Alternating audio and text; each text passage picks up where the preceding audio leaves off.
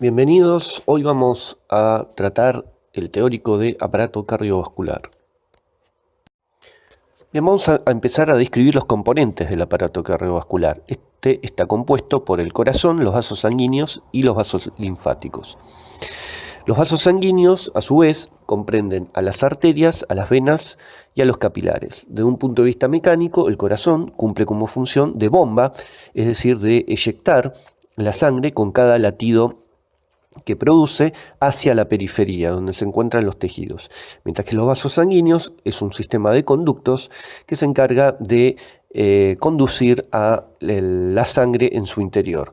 La arteria es el vaso que lleva la sangre desde el corazón hacia los tejidos, mientras que las venas son aquellos vasos que llevan la sangre hacia el corazón. Los capilares, por último, son los vasos de menor diámetro y que van a tener como función principalmente el intercambio. Es ahí donde se produce el intercambio bidireccional entre la sangre y los tejidos de la periferia.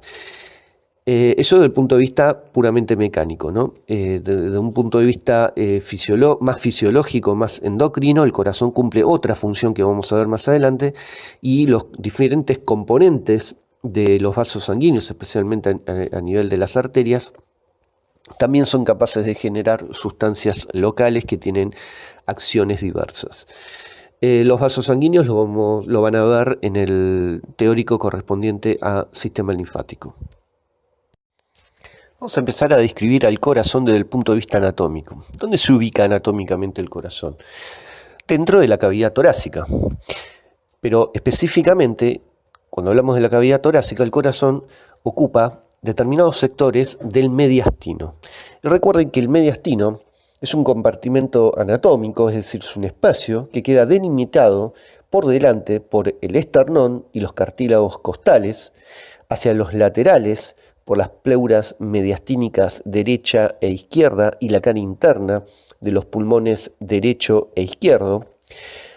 Por debajo está delimitado por el músculo diafragmático y por detrás está en contacto directo con la cara anterior de los cuerpos vertebrales, mientras que hacia arriba el mediastino está delimitado por el orificio torácico superior, orificio superior del tórax, así que se comunica con el cuello.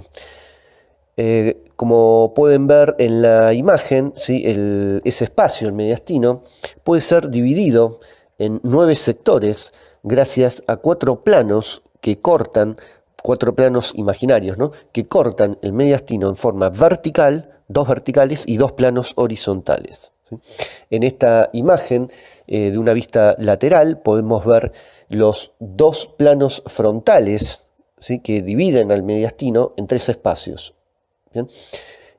Uno de los planos frontales pasa por delante del corazón y de los grandes vasos, está señalado en el gráfico, y el otro plano pasa por detrás, específicamente por detrás del esófago. De esa manera quedan delimitados 3 espacios: un espacio anterior, también denominado previsceral, un espacio medio, también denominado visceral, y un espacio posterior o retrovisceral. En esta otra imagen podemos ver la ubicación del corazón en el mediastino. Fíjense que la imagen de la derecha tiene unas líneas entrecortadas que representan a los planos que les comenté anteriormente. Fíjense que son 2 planos frontales marcados con la letra C.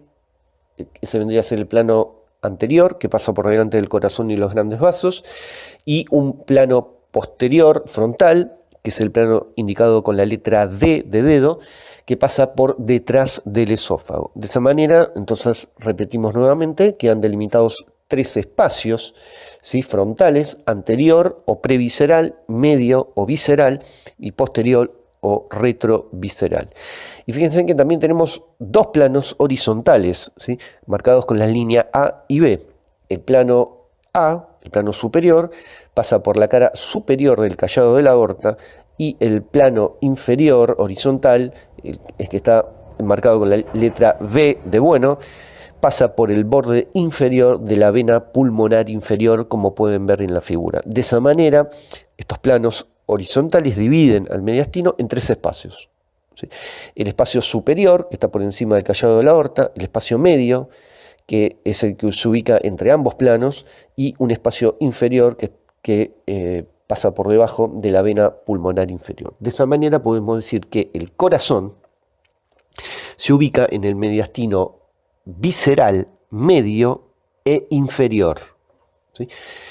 Y está relacionado hacia adelante con el esternón y con los cartílagos condrocostales, hacia los laterales con las pleuras pulmonares derecha e izquierda, y por lo tanto con ambos pulmones, hacia atrás con el esófago, y hacia abajo con el diafragma, y hacia arriba con los vasos que entran y salen de él. El corazón está formado por 4 cavidades, 2 aurículas y 2 ventrículos. 2 aurículas, como vemos ahí, una derecha y una izquierda, que están separadas por un tabique, que es el tabique interauricular, y 2 cavidades denominadas ventrículos, que son derecha e izquierda, divididos por otro tabique, que es el tabique interventricular. A su vez, la aurícula derecha se comunica con el ventrículo derecho a través del orificio aurículo-ventricular derecho, que contiene una válvula, ¿sí? En el corazón hay 4 válvulas, como aparece ahí en la filmina: tricúpide, mitral, aórtica y pulmonar.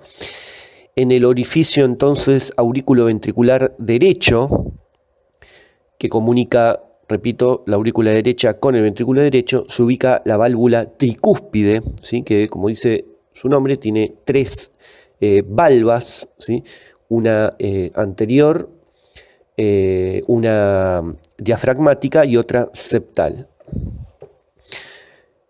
A su vez, lo mismo sucede del lado izquierdo, es decir, la aurícula izquierda está en comunicación con el ventrículo izquierdo a través del orificio aurículo-ventricular izquierdo, y que contiene otra válvula, ¿sí? Que es la válvula mitral, ¿sí? Esa válvula mitral tiene 2 valvas, ¿sí? Una mayor y otra menor, ¿sí? En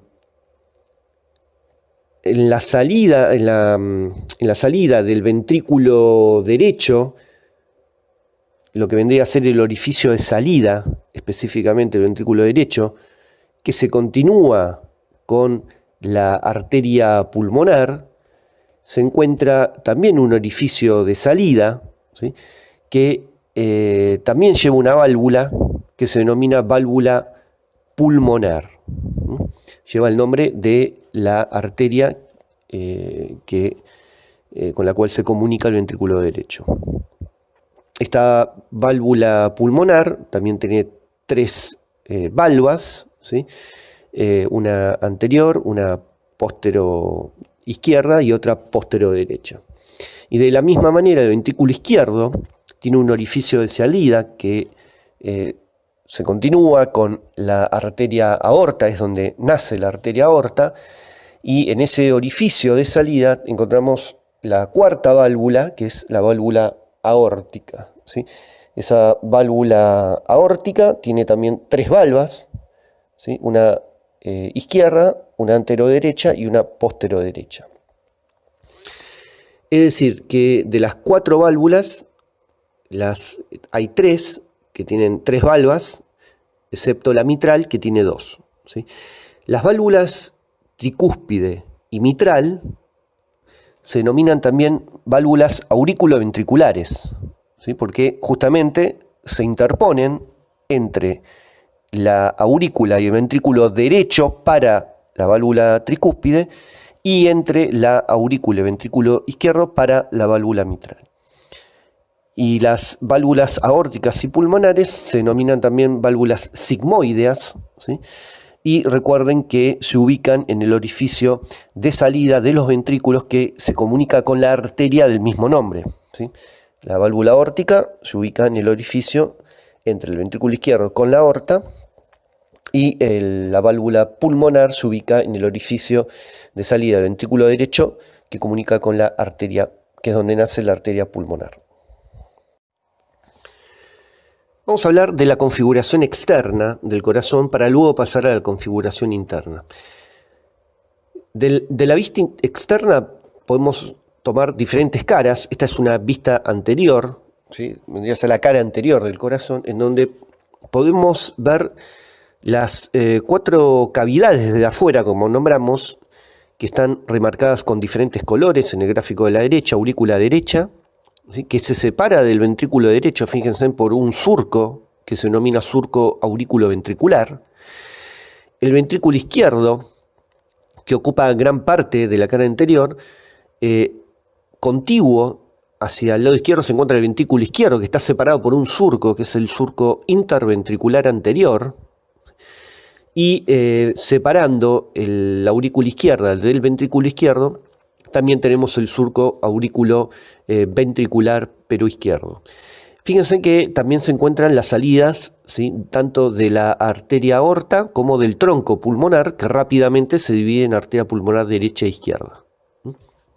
Recuerden que el tronco pulmonar, ¿sí?, nace del orificio de salida del ventrículo derecho, mientras que la aorta, ¿sí?, nace del orificio de salida del ventrículo izquierdo.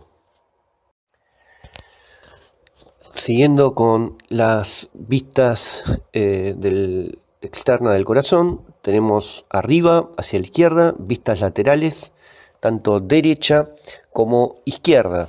La imagen que se ubica más hacia la izquierda corresponde a la vista de la cara derecha del corazón, que también se denomina cara pulmonar derecha, porque se encuentra en relación con el pulmón derecho. Esta cara está representada casi en su totalidad por la aurícula derecha, y donde podemos ver que en la porción superior, la vena cava superior desemboca en la aurícula derecha, y en la porción inferior de la misma podemos ver cómo la vena cava inferior desemboca también en esta aurícula derecha. En la imagen que se encuentra al lado corresponde a la vista lateral izquierda, ¿sí?, o cara pulmonar izquierda, ¿sí?, por su relación con el pulmón izquierdo, en donde prácticamente está representado por el ventrículo izquierdo, ¿sí? Ahí podemos ver que hacia atrás, ¿sí?, en su cara limitando hacia la parte posterior, podemos vislumbrar, ¿sí?, una porción de la aurícula izquierda que es bien posterior, tiene una ubicación bien posterior en el corazón, y la desembocadura de las venas pulmonares. En la vista posterior, que está en esta diapositiva hacia la derecha, en la vista posterior podemos ver claramente que está representado principalmente por la aurícula izquierda, ¿sí?, que es la cavidad en donde van a desembocar las venas pulmonares, tanto derecha como izquierda, como se observa en la figura. Por debajo de la aurícula izquierda, fíjense que hay otra gran vena, que es el seno coronario, que es el gran ahí confluyen principalmente las venas que drenan la sangre del corazón, ¿sí?, del miocardio principalmente. En cuanto a la configuración interna, podemos resumir brevemente que si uno hace un corte sagital, como se observa ahí en la figura de la izquierda, del corazón entero, en esa dirección, como indica la flecha, y separa el corazón en 2 mitades y la observa del lado interno, podemos ver esta disposición que se observa en esta diapositiva, ¿sí?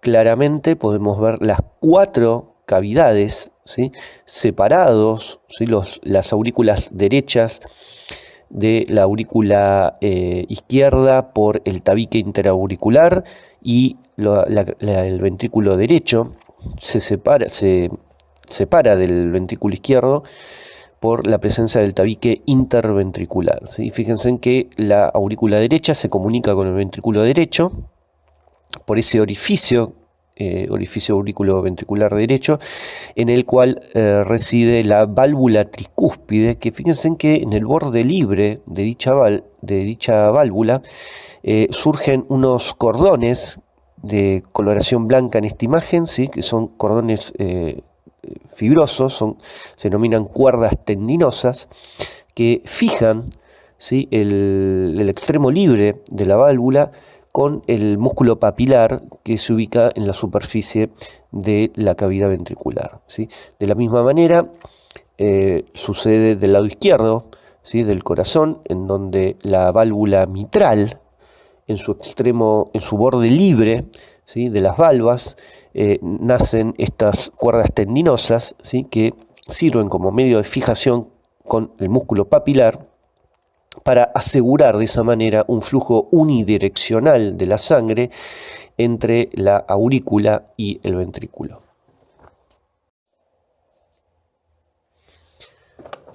Bien, acá en esta figura podemos ver la circulación de la sangre a través del corazón, nuevamente, como habíamos mencionado en la filmina anterior, la sangre que proviene de la circulación del sistema periférico, de la sangre venosa, llega hacia la aurícula derecha por la vena cava superior e inferior. De la aurícula derecha, la sangre sigue en el sentido de las flechas, que están en negro en la imagen de la izquierda. La aurícula derecha, desde ahí la sangre se dirige hacia el ventrículo derecho, y del ventrículo derecho hacia el tronco de la pulmonar, y de ahí hacia los pulmones, y desde los pulmones la sangre retorna al corazón a través de las venas pulmonares que drenan, ¿sí?, ya estamos en el color rojo, ¿sí?, de esta figura, y drenan en la aurícula izquierda. Y de la aurícula izquierda la sangre circula hacia el ventrículo izquierdo, y desde allí es expulsada hacia la periferia por la arteria aorta y sus respectivas ramas. En la imagen de la derecha podemos ver que uno puede resumir a todo el sistema circulatorio en dos grandes sistemas: un circuito o circulación mayor y un circuito o circulación menor. Llamamos circuito mayor a aquel que está formado por el recorrido que hace la sangre desde el ventrículo izquierdo hacia los tejidos periféricos. Allí es donde se produce el intercambio de oxígeno y nutrientes desde los capilares hacia los tejidos, y los tejidos a su vez vierten el dióxido de carbono y los desechos metabólicos hacia las vénulas, que son las continuaciones de los capilares, que vamos a ver más adelante. De esa manera, la sangre retorna, ¿sí?, hacia el corazón. Esa sangre es rica en dióxido de carbono y en desechos metabólicos, llega hacia el corazón, ¿sí?, a través, específicamente, para ser más exactos, a la aurícula derecha, a través de las venas cavas superior e inferior, mientras que al circuito menor lo podemos decir que es aquel que comprende el paso de la sangre rica en dióxido de carbono, carbooxigenada, desde el ventrículo derecho, ¿sí?, como observamos en la figura, hacia los pulmones, donde se va a oxigenar, va a eliminar el dióxido de carbono y se va a enriquecer con oxígeno, y de esa manera la sangre oxigenada retorna al corazón, específicamente a la aurícula izquierda, ¿sí?, a través de las 4 venas pulmonares, ¿sí? De esa manera podemos decir que, por definición, digamos, cuando decimos arteria, ¿sí?, como dijimos al comienzo de la clase, son aquellos vasos que llevan sangre desde el corazón hacia los tejidos, mientras que las venas, ¿sí?, son aquellos vasos que conducen sangre desde los tejidos hacia el corazón, ¿sí? Pero ojo, que uno generalmente tiene el concepto de que las arterias son las que transportan la sangre oxigenada, mientras que las venas transportan la sangre carbooxigenada. En líneas generales esto es así, pero hay, ojo, ¿sí? Porque acabamos de decir una excepción con este gráfico, que es que la arteria pulmonar, ¿sí?, sale del corazón, por eso es arteria, pero está llena de sangre rica en dióxido de carbono, es decir, es carboxigenada. Esa sangre que circula por la arteria pulmonar es carboxigenada. Mientras que la otra excepción sería las venas pulmonares, ¿sí?, que si bien llegan al corazón, por eso son venas, ¿sí?, estas son ricas en oxígeno, es sangre oxigenada. Bueno, un componente importante del corazón es el esqueleto fibroso, ¿sí? Como podemos ver en la imagen, si realizamos un corte como figura en la imagen de la izquierda y hacemos una vista superior de la mitad inferior de ese corte, tenemos la imagen que tenemos agrandada a la derecha, ¿sí? Ahí podemos ver claramente que este esqueleto fibroso consta de 4 anillos fibrosos que están nombrados con los números 1, 2, 3 y 4 en color rosado, que se encuentran alrededor de los orificios valvulares. De esa manera tenemos con el número 1 el anillo fibroso del tronco pulmonar, el anillo fibroso de la aorta, el anillo fibroso de la válvula mitral y el anillo fibroso de la válvula tricúspide. A su vez, parte de este esqueleto fibroso también contiene 2 trígonos fibrosos, que lo vemos con el número 1 y 2 en recuadrado en color pálido. Estos 2 trígonos fibrosos conectan los anillos fibrosos con la porción membranosa de los tabiques interauricular e interventricular. Podemos ver en esta imagen, ¿sí?, la porción membranosa del tabique interventricular, que está subrayada en color celeste. Esta malla fibrosa, entonces, va a servir como punto de fijación para el músculo cardíaco y también para la inserción de las válvulas auriculoventriculares y semilunares aórtica y pulmonar. Los anillos fibrosos están compuestos por tejido conectivo denso, irregular, no modelado. Rodean, como mencionamos anteriormente, la base de las 2 arterias que salen del corazón, es decir, aorta y tronco pulmonar, y los orificios que hay entre las aurículas y los ventrículos, es decir, los orificios auriculoventriculares derecho e izquierdo. Estos anillos, entonces, son el sitio de inserción para las valvas de las 4 válvulas cardíacas, que son las que permiten este flujo unidireccional que mencionamos anteriormente. Si se fijan, la porción membranosa del tabique interventricular no está compuesta de músculo cardíaco, es decir, tiene un tejido conectivo denso y en él lo atraviesa un corto segmento del haz auriculoventricular del sistema cardionector. Entonces, para concluir, recuerden que el esqueleto fibroso provee estos puntos de fijación, ¿sí?, independientes para la fijación del músculo cardíaco auricular y ventricular. También, secundariamente, actúa como un aislante, ¿sí?, un medio aislante eléctrico, porque por sus características, ¿sí?, impide el flujo de los impulsos eléctricos entre las aurículas y los ventrículos. En esta imagen podemos ver que desde el borde libre de las valvas de una válvula cardíaca, en este caso auriculoventricular, surgen unos cordones fibrosos revestidos de endotelio que se denominan cuerdas tendinosas. Estas se extienden hacia proyecciones musculares de la pared de los ventrículos que se denominan músculos papilares.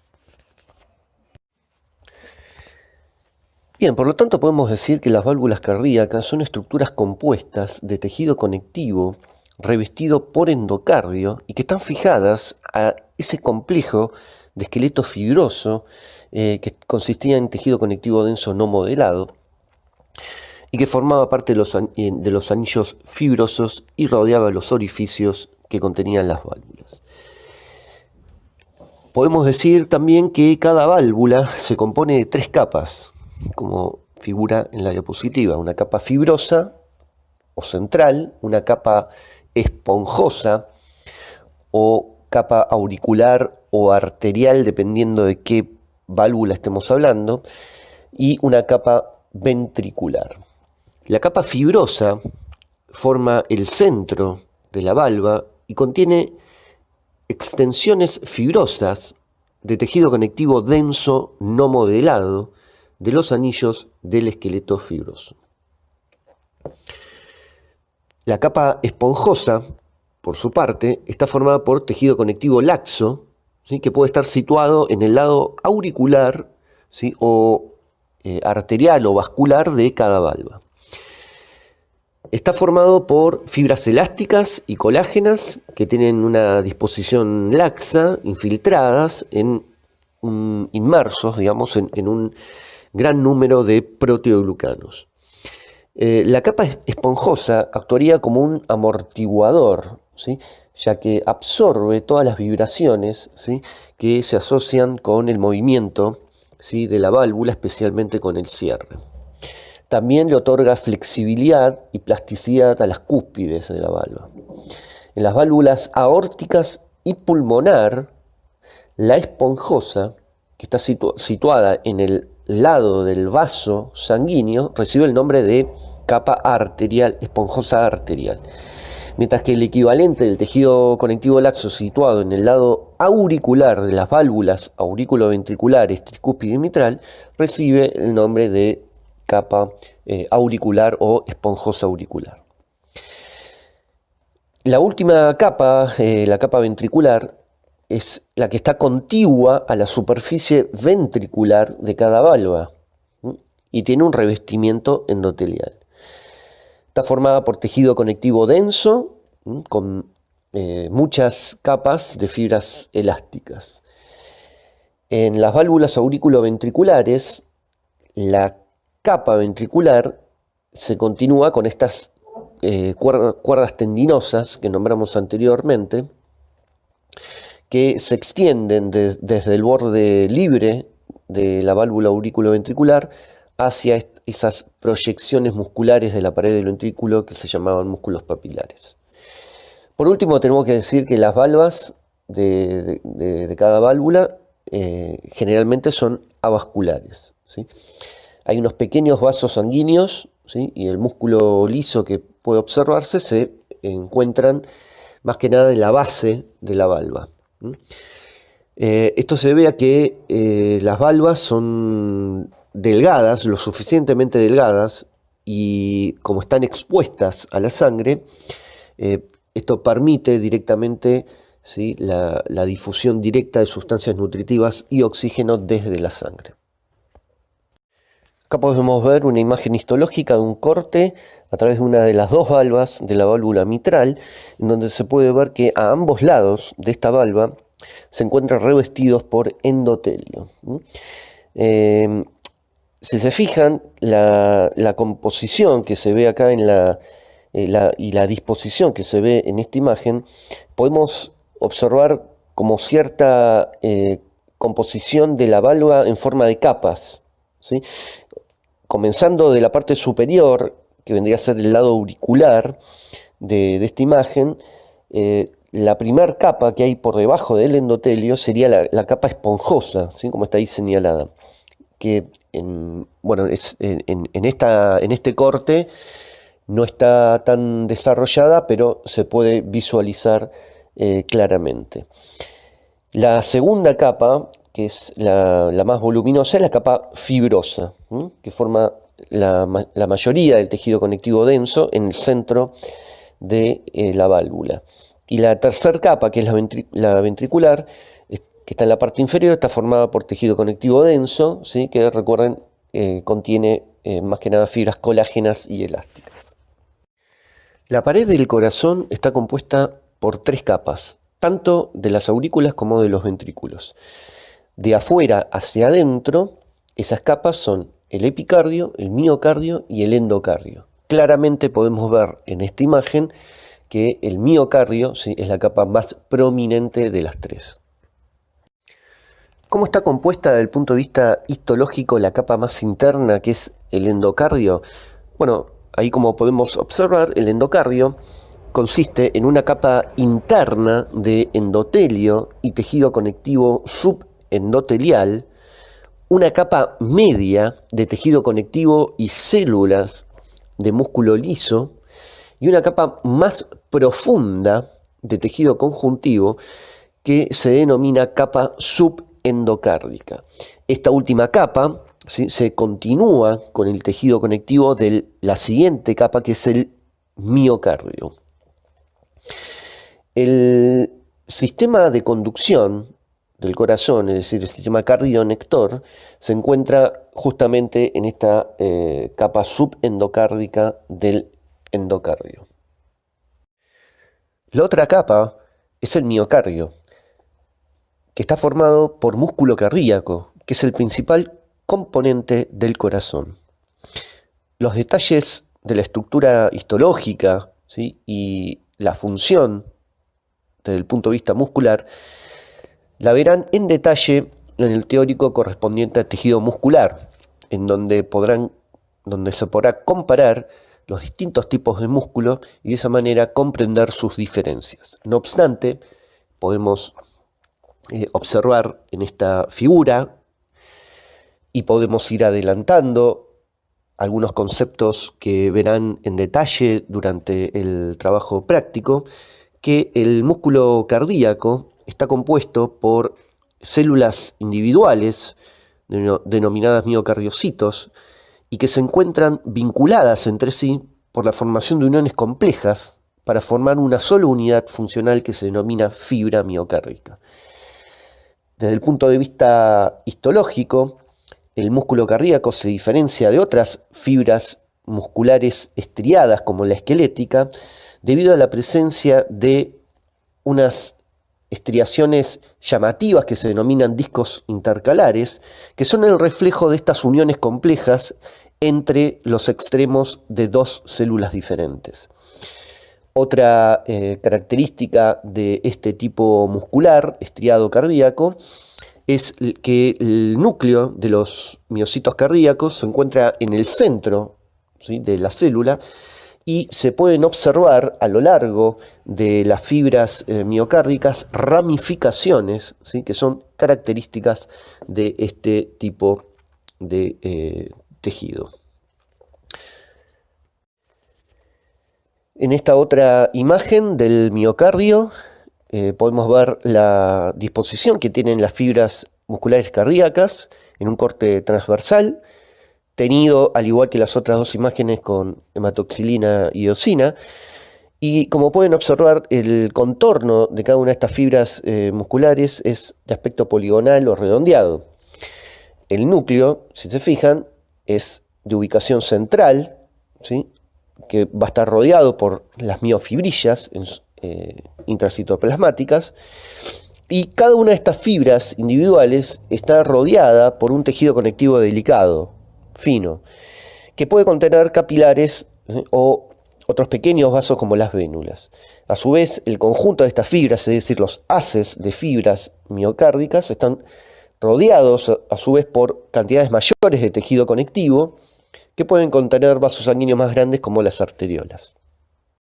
Además de su función meramente mecánica, el corazón tiene una función endocrina, y eso se debe a que los miocardiocitos, ubicados tanto a nivel auricular como ventricular, son capaces de sintetizar, almacenar y liberar una familia de péptidos denominados péptidos natriuréticos. Estos son 3 principalmente, el ANP, BNP y CNP, aunque hoy en día también se han descrito otros péptidos derivados como el DNP y el urodilatín, entre otros. El ANP fue el primero en descubrirse por el argentino Adolfo de Boll, y se describió que esta era sintetizada por los miocardiocitos auriculares y era almacenada en gránulos dentro de su citoplasma, como podemos ver en la figura, y se liberan ante el estímulo de distensión auricular. Una vez que se libera el ANP, como dice la palabra, tiene una acción vasodilatadora y natriurética, ¿sí?, a nivel renal. Además, se han descrito recientemente otros efectos benéficos de estos péptidos, especialmente a nivel cardíaco, vascular y renal. El BNP, por su parte, se sintetiza y se almacena en gránulos, pero a nivel de los miocardiocitos ventriculares, y generalmente se liberan ante un estímulo hipertrófico. Estos péptidos natriuréticos generalmente se anteponen y contrarrestan las acciones del sistema renina-angiotensina. Otra función importante que sucede a nivel del corazón es la regulación de la frecuencia cardíaca, ¿sí? La frecuencia cardíaca se la define como la cantidad de latidos por minuto que tiene una persona, que en condiciones normales fisiológicas en un adulto es entre 60 y 100 latidos por minuto. Esa frecuencia cardíaca es finamente regulada por un sistema que es el sistema nervioso autónomo, ¿sí?, que brinda una regulación externa, como ven en esta diapositiva, vendría a ser la regulación sistémica de la frecuencia cardíaca a través de las dos vías efectoras del sistema nervioso autónomo, que es una división dentro del sistema nervioso central que se encarga de regular las funciones automáticas del corazón, entre ellas la frecuencia cardíaca, a través de sus dos vías, que son el sistema nervioso parasimpático y el sistema nervioso simpático. Esto después lo van a ver con más detalle en los teóricos de neuroanatomía.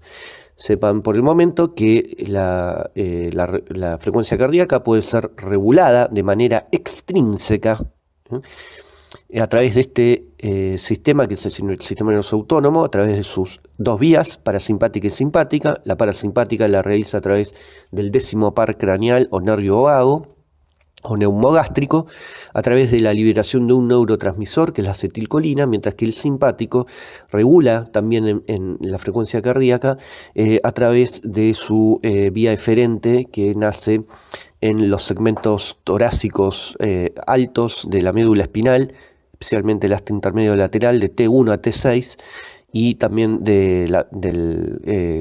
a través de la liberación del neurotransmisor noradrenalina. Parasimpático desciende la frecuencia cardíaca, mientras que el simpático aumenta la frecuencia cardíaca. Ahora bien, si ustedes cortan, ¿sí?, estos nervios del sistema nervioso autónomo que llegan al corazón para regular en forma extrínseca la frecuencia cardíaca, si uno se independiza de esos nervios, aún así el corazón mantiene un ritmo, ¿sí?, mantiene unos latidos y una frecuencia cardíaca por sí sola. Y eso se debe a que la frecuencia cardíaca está regulada intrínsecamente por fibras musculares especializadas, ¿sí?, son miocardiocitos especializados que poseen canales iónicos que le dan la automaticidad, es decir, la capacidad de despolarizarse espontáneamente y automáticamente, y de esa manera generar un impulso nervioso que se propaga al músculo cardíaco para que se genere la contracción mecánica. Esta regulación intrínseca dada por estas fibras musculares especializadas se denomina sistema cardionector o marcapasos, sistema de marcapasos del corazón. En esta foto de un preparado cadavérico podemos ver, luego que se haya removido parte de la pared ventricular y auricular se puede observar cómo se exponen las fibras, ¿sí?, que componen a este sistema cardionector intrínseco, ¿sí? Recuerden que el sistema cardionector recorre, ¿sí?, toda su trayectoria por la capa subendocárdica, ¿sí?, como mencionamos anteriormente. Y en la imagen que está más a la derecha podemos ver, digamos, una imagen más focalizada en lo que es la aurícula derecha y cómo la vena cava superior desemboca, ¿sí?, en la aurícula derecha, y es en esa zona, en la unión de la vena cava superior con la aurícula derecha, donde se encuentra el primer marcapasos del corazón, que es el que comanda al resto de los otros marcapasos, porque es el que late con más frecuencia, que es el marcapaso sinoauricular, ¿sí?, o nodo sinoauricular. En este gráfico podemos ver nuevamente lo que vendría a ser el sistema de conducción intrínseco, o sea, el sistema marcapasos, el sistema cardionector que posee el corazón. Como ven, está compuesto, ¿sí?, por dos nodos o nódulos, que son los más importantes. Arriba a la derecha y a la izquierda, en color amarillito, el nódulo sinusal o nodo sinusal o sinoauricular, es lo mismo. Y hacia más abajo está el nodo aurículo-ventricular o nodo AB, como le dicen. La ubicación nuevamente de ambos nódulos, el nodo sinusal o de Kate y de Flach se encuentra en la unión entre donde desemboca la vena cava superior con la aurícula derecha, ¿sí?, y el nodo aurículo-ventricular, como ven en la imagen, se encuentra en el tabique interventricular con la entrecrucijada, ¿sí?, con el comienzo, ¿sí?, del tabique interventricular, ¿sí?, pero más inclinado hacia el lado derecho del corazón. Desde allí, el nodo auricular, ¿sí?, o también denominado de Aschoff-Tawara, emite un haz, un tronco nervioso, que se denomina haz de His o haz aurículo-ventricular, que recorre todo lo que vendría a ser el comienzo, ¿sí?, del tabique interventricular, teniendo arriba la unión con el tabique interauricular. Desde ahí se desciende por todo el tabique interventricular y luego un pequeño trayecto de 1 o 2 centímetros rápidamente se bifurca en dos ramas, la rama izquierda, ¿sí?, y la rama derecha de His, ¿sí? Recuerden que cuando habíamos visto el esqueleto fibroso del corazón había una porción membranosa, ¿sí?, en el tabique ventricular, ¿sí?, que es donde penetraba, ¿sí?, una de las ramas del haz de His. Y tenía un pequeño trayecto del haz de His. La rama izquierda, como ven su recorrido, tanto como la rama derecha, descienden, ¿sí?, por este tabique, llegan hacia el ápex o la punta del ventrículo, ¿sí?, y siempre recorriendo la capa subendocárdica, y de ahí se dirigen nuevamente, ¿sí?, hacia arriba en busca de las bases de los ventrículos, ¿sí?, y en todo su recorrido emite ramas que son las llamadas fibras de Purkinje, que son las que finalmente hacen contacto sináptico con los miocardiocitos ventriculares. El nodo sinoauricular y el nodo aurículo-ventricular están conectados entre sí, ¿sí?, principalmente por 3 haces, ¿sí?, uno anterior, posterior y uno medio, y de esa manera se transmite el impulso desde el nodo sinusal hacia el nodo aurículo-ventricular y de ahí hacia el haz de His y posteriormente hacia las ramas izquierda y rama derecha. De esa manera, primero se contraen las aurículas, tanto simultáneamente la izquierda como la derecha, ya que el nodo sinusal es como les comenté anteriormente, es el marcapasos que gatilla con más frecuencia y por lo tanto domina a los otros marcapasos, como por ejemplo el nodo AB. Por lo tanto, los impulsos siempre nacen desde el nodo sinoauricular y de ahí se propagan excitando y contrayendo las dos aurículas hacia el nodo AB. Hay un pequeño retraso en el nodo aurículo-ventricular y que le da tiempo para que las aurículas se relajen, ¿sí? Y luego a través de las de His y las ramas izquierda y derecha y por las fibras de Purkinje se termina contrayendo los ventrículos, tanto el derecho como el izquierdo simultáneamente, y de esa manera se produce la eyección de la sangre hacia la circulación pulmonar y sistémica. Bien, las células musculares cardíacas del sistema cardionector tienen un aspecto y una función diferente a los miocardiocitos que forman parte de la capa miocárdica del corazón, ¿sí? Las células musculares cardíacas nodales, como podemos ver en la diapositiva, las del nodo, AB y sinoauricular, son fibras musculares cardíacas modificadas, ¿sí? Que son más pequeñas que las células musculares auriculares circundantes, ¿sí? Y contienen menos fibrillas y carecen de discos intercalares típicos, ¿sí? Es decir, que son células que están especializadas más que nada para otra función, ¿sí? Que es la de generar impulsos eléctricos, ¿sí? Y conducir estos impulsos eléctricos. En las de His, las ramas derecha e izquierda y las fibras de Purkinje también se componen de fibras musculares especializadas, pero son de mayor tamaño que los miocardiocitos ventriculares circundantes, ¿sí? Y obviamente tienen también esta función que es de generar impulsos nerviosos y conducirlos. Y esto se ve prácticamente por sus propiedades biológicas y fisiológicas son diferentes, ¿sí? a los miocardiocitos que componen la capa miocárdica del corazón, que están destinados exclusivamente para la contracción muscular. En cambio, estas no, están especializadas para generar impulsos nerviosos y transmitirlos hacia el resto del tejido.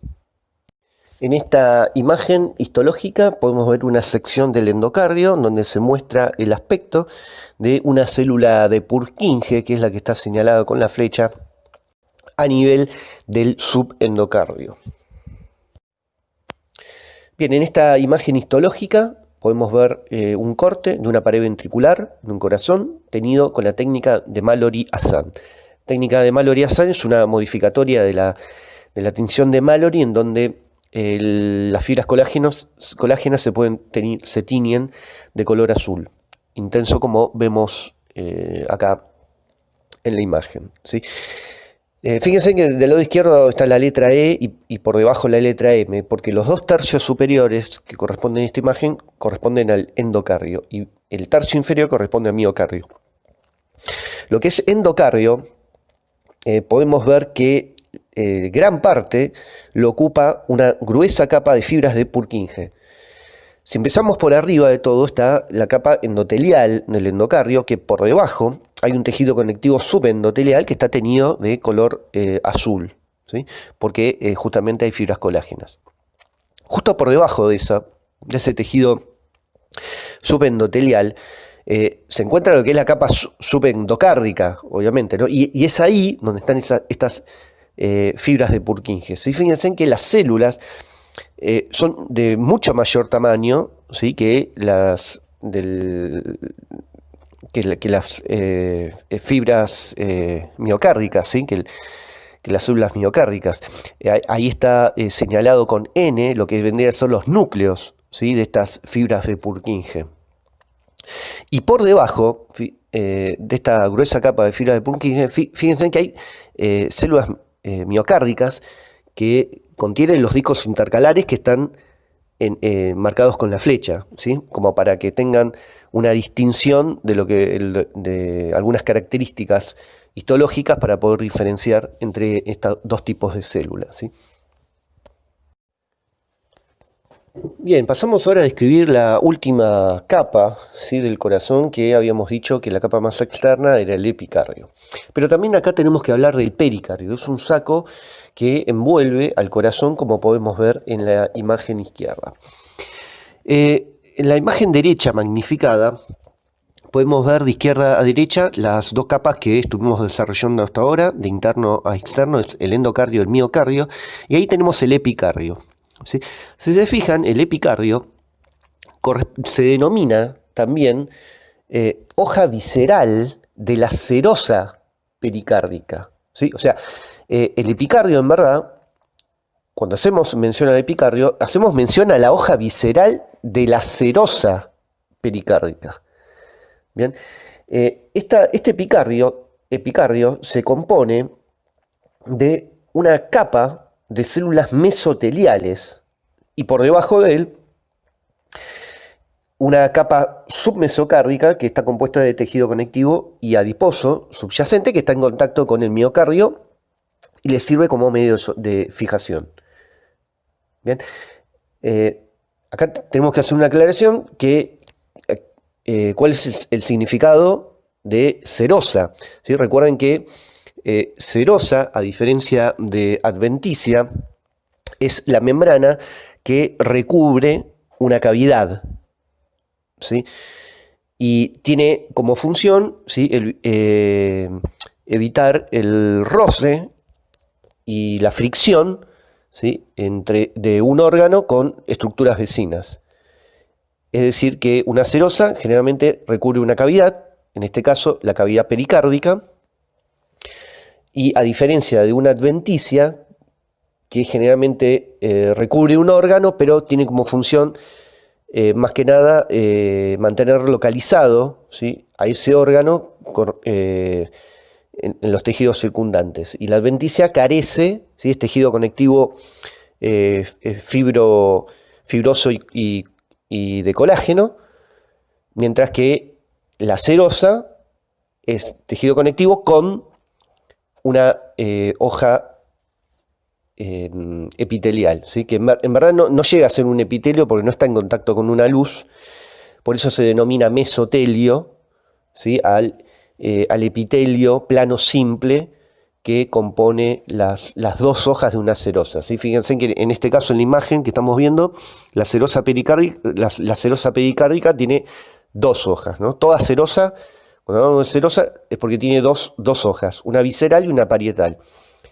Otro ejemplo que no está en el corazón, tenemos en el pulmón, que son las pleuras pulmonares, ¿sí?, que también es una serosa, que tiene hoja visceral y parietal, y lo mismo con la cavidad peritoneal, ¿sí? Es una cavidad que también está recubierta por serosa, ¿sí?, y está formada por una hoja parietal, que generalmente es la externa, la que recubre la cavidad, y una hoja visceral, ¿sí?, que es la que está en contacto con el órgano que está alojado en esa cavidad, ¿sí? Para el caso del corazón, esta membrana serosa tiene también dos hojas, que están en una cavidad, ¿sí?, que recubren una cavidad, mejor dicho, que es la cavidad pericárdica, que es la que estamos señalando ahí en la imagen, y tiene una hoja visceral y una hoja parietal. La parietal, fíjense que es la que está externa, y la visceral es la que está en contacto con el órgano que está alojado en esa cavidad, que es la pericárdica, ¿sí?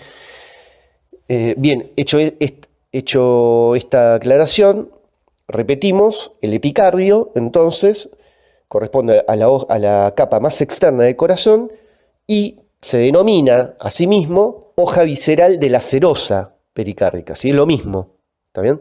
Y recuerden que la hoja visceral de la serosa, tanto la visceral como la parietal, ¿sí?, la serosa, está conformado por un epitelio plano simple que se denomina mesotelio, ¿sí?, porque justamente, no, como les comenté, no llega a ser un epitelio porque no está en contacto con una luz, sino con una cavidad, por eso mesotelio, y por debajo un tejido conectivo, tejido conectivo y adiposo, ¿sí?, que le sirve como medio de fijación hacia la estructura que tiene por debajo, que en este caso del corazón es el miocardio. En la cavidad pericárdica, si bien se dice que son cavidades virtuales las que rodean las serosas, hay un líquido mínimo, ¿sí?, que es un líquido lubricante que evita la fricción o el rozamiento entre las dos hojas, ¿sí? De esa manera también evita la fricción del órgano con las estructuras adyacentes. En el caso del peritoneo, ¿sí?, evita también la fricción entre los órganos que están contenidos en la cavidad abdominal. En el caso del corazón, ¿sí?, evita la fricción entre la hoja visceral y parietal de esta serosa. ¿Quién produce ese líquido? Obviamente el mesotelio, ¿sí?, que tiene esa función de secretar esta pequeña cantidad que luego es reabsorbido por el sistema linfático. Bien, si seguimos por fuera, fíjense que la cavidad pericárdica, por fuera de la cavidad pericárdica está el pericardio propiamente dicho, ¿sí? Pero ese pericardio propiamente dicho está formado por la hoja parietal de la serosa pericárdica, ¿sí?, que está obviamente nuevamente formado por un mesotelio, y por debajo tejido conectivo y pocas células adiposas, y por fuera fíjense que hay un pericardio fibroso, que básicamente es tejido fibroso, colágeno, y por fuera hay un tejido adiposo. Bien, ese tejido adiposo se denomina tejido adiposo pericárdico, que es diferente al tejido adiposo epicárdico. E inclusive fisiológicamente y fisiopatológicamente especialmente tienen diferentes significados, ¿sí? Eso lo van a ver después, más adelante, a lo largo de la carrera.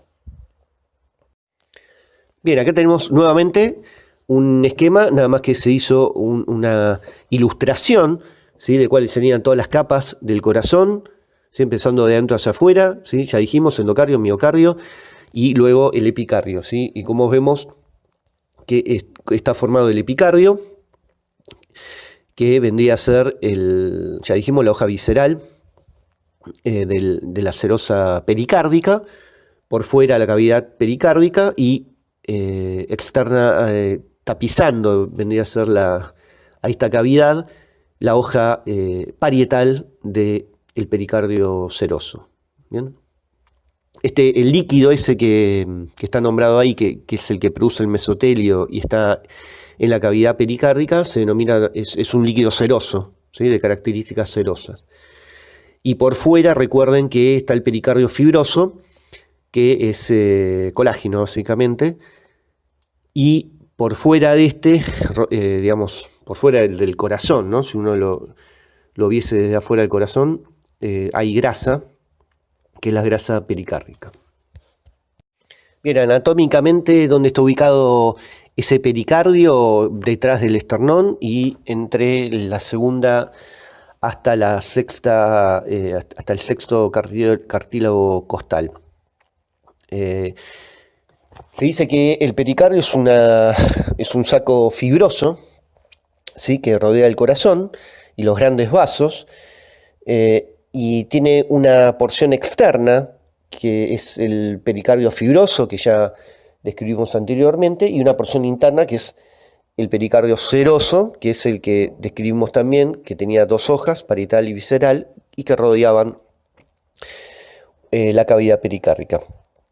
En verdad no es que hay dos hojas, sino que en verdad es un solo pericardio seroso, nada más que se refleja, la misma hoja se refleja a nivel de la entrada y salida de los grandes vasos, ¿sí?